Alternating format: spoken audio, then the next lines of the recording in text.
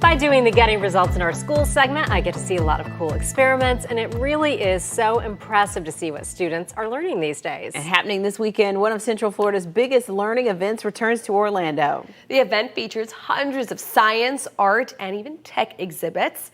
One of the makers is Ricardo Williams, and while he may not be the official Tony Stark, his Iron Man project is pretty darn cool. And he just so happens to have part of that Iron Man suit with him right now. Joining us now, Ricardo Williams. And, you know, we've seen you before in action. And so this weekend, it's about Iron Man. Tell us about the concept behind this and what the goal is. So a lot of what I do is to remind folks that learning is fun.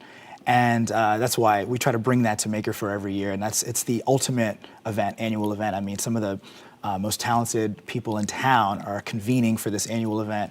And what I wanted to do is take something from pop culture that is, you know, fun to me and show there's things you can learn from that.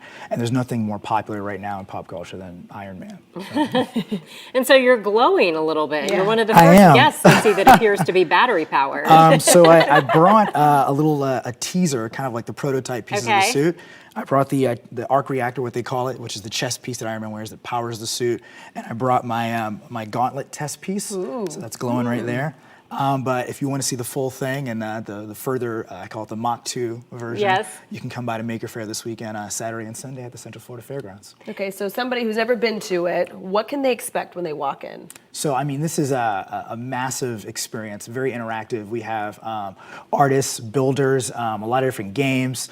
There's over 300 exhibitors this year, from power racing to nerdy derby, Look like at that. robots, cosplay, obviously with me. We have robots. My good friend Evan Miga right there in one of the suits. Oh my gosh! And, yeah, it's a really wonderful experience. Very family friendly.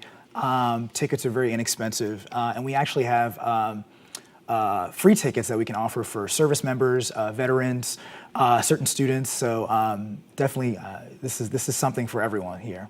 This is to get the imagination going, and really, I mean, it is all about the kids. You have the Orlando Science Center going to be out there, and we talk about STEM all the time. This is really hands-on STEM. It is, and I think a lot of folks would agree that learning doesn't just happen in the classroom. You know, there's so much that you can discover and experience and that can really spark your imagination and innovation by being outside of the classroom. And I think things like Maker Faire are a prime example of that. And you mentioned, you know, which, by the way, I've interviewed you before for Getting Results in Our Schools, if you recognize him. And last time we met, you talk about, you know, you keep talking about you want to make learning fun and show that learning is fun. Why do you think it's so important to remind people that, you know, STEM is not just reading in a book? I mean, that doesn't sound that exciting to read about STEM as much. Well, I always say remind folks, because I've always thought learning is fun. You know, like I was one of those people that I enjoyed being in school. There were certain things about school I may not have liked, you know, maybe the rules or being places on time, but I think a lot of us know that you can have fun learning, and we need programs like this to remind us of that. And that's something I try to do on a monthly basis with my programming, and I want to just make sure that I bring that to Maker Faire every year. And this is pictures of you kind of working on your prototype. Yeah. How long has it been taking for you to get this suit ready to go? That's a good question, because we're not done yet. Oh. I think your deadline's coming. Keep that tally going. Yeah, so what I'd like to show you guys is obviously not ready, which is why I brought the prototype pieces, just to give a little tease. But it's been a long time. I mean, I first thought of wanting to do it back in May. And to be honest, my friend and I, Evan, we just kind of texted back and forth just discussing which version of the suit we would do. Obviously, this character has hundreds of different suits in the comics, and then of course like dozens of different suits in the films. So we just tried to pick the best one that would you know, be the most visual and practical for this program. You obviously are so involved with young kids and making sure kids are enjoying the learning process. What is it like for you to go to events like this and then see all your hard work in action and see how much the kids are enjoying it?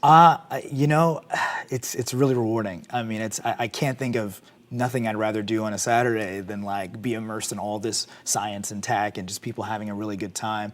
And for me, I'm a fan too. You know, I was that kid that went to programs like this and just got really excited about learning, really excited about robots and car racing and all this cool stuff that's that's it's not just something that you can look at behind a glass. It's something that you can really be a part of. And for folks who are not already aware of Maker Faire or exhibiting, I definitely call on them to, if they have something they want to share, get involved in the following year, exhibit your work. This is a place for you to be a part of, and there's really a great maker community here in Orlando. All right. Well, we have certainly enjoyed having you back. Can't wait to see how the suit Yes. turns out this Me too. weekend. So again, that's at the Central Florida Fairgrounds, and love you'll get to see Mr. Williams' suit come to life. So thank you you. so much for stopping by. Good to see you again. Thank you.